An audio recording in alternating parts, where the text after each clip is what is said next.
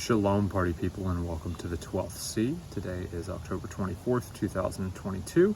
It is day 23 of 75 hard, 71 degrees at 6:45 a.m.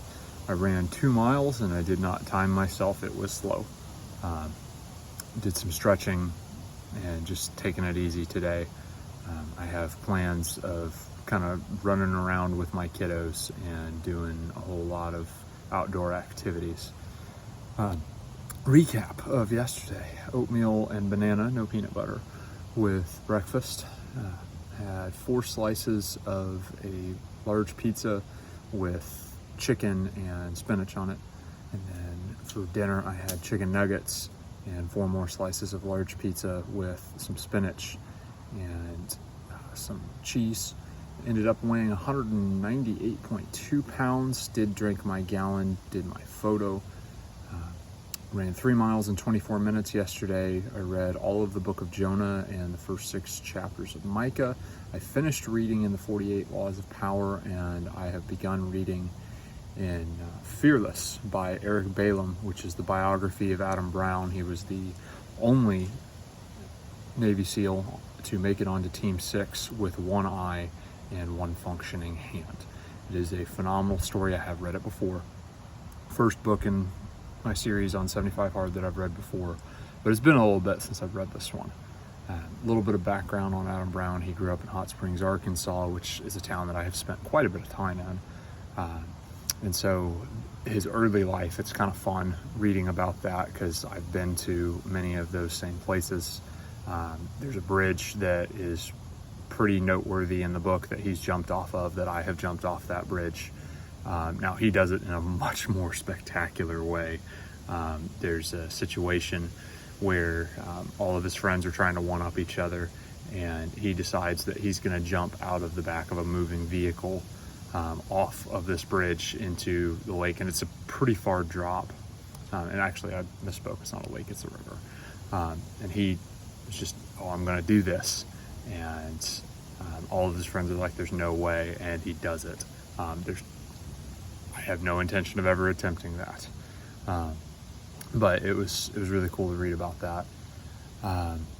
There is just a whole slew of his backstory that is where he had a really, easy and fun childhood.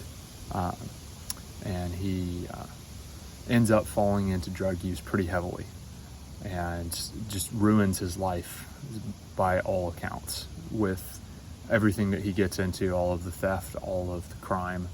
And he's given a couple of ultimatums, and finally one clicks. And he signs a whole bunch of waivers and ends up joining the Navy. He becomes a SEAL. And then there's a situation where he has 1 relapse that is documented in the book.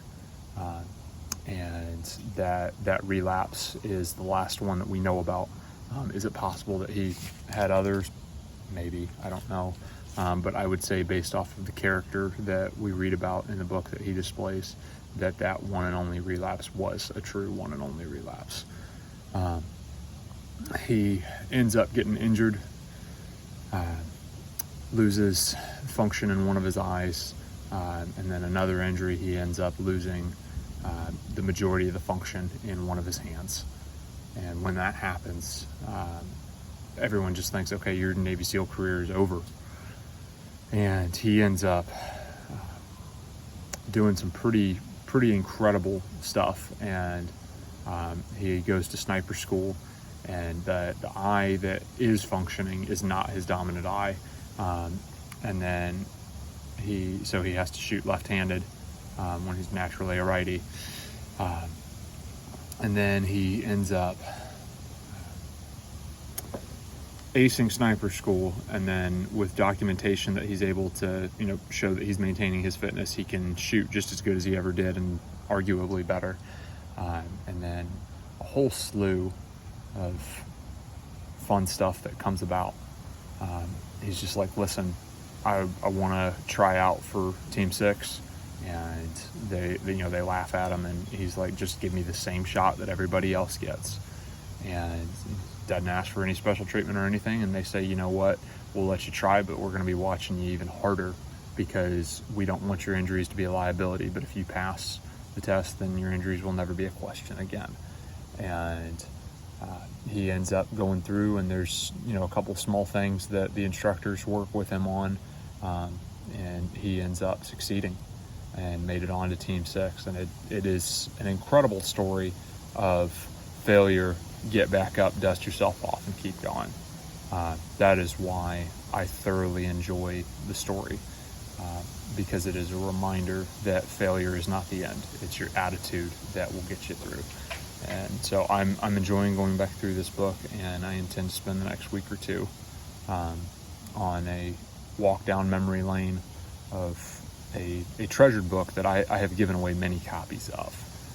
It's just a never quit attitude, and it's an attitude that I definitely need to adopt while going through 75 hard and in life in general.